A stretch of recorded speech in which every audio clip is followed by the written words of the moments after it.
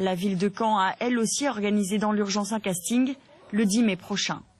Direction la mer des Sargasses, à présent dans l'Atlantique Nord. Et oui, un catamaran a pris la direction de cette mer, partie de Fort-de-France. Une expédition baptisée 7e continent qui va rester sur place pendant 3 semaines pour faire un état de la pollution dans cette zone. Une exploration du même genre avait d'ailleurs déjà été menée dans le Pacifique. Nora Mezziani avec Flavien Regnault.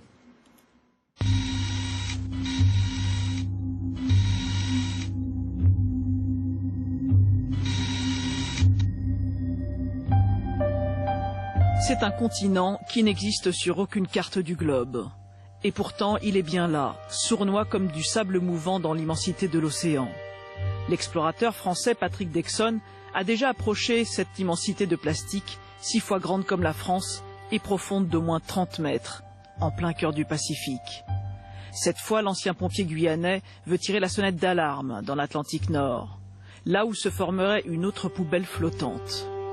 On parle de 7e continent surtout par la surface de la zone polluée, hein, ça représente quelques millions de kilomètres carrés. Donc effectivement, c'est pas un continent en dur et solide, hein, c'est pas du tout ça.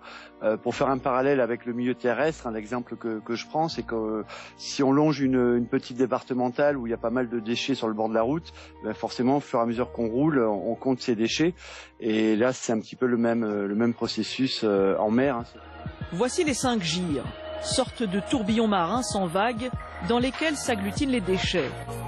Cap depuis la Martinique vers celui de la mer des Sargasses.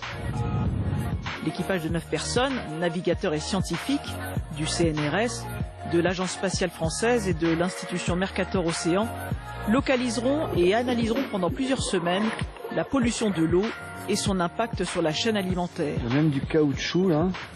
Il n'existe pas de solution pour nettoyer l'océan et empêcher les animaux d'avaler du plastique, mais l'expédition 7e continent espère sensibiliser les plus jeunes pour qu'ils polluent moins que leurs aînés.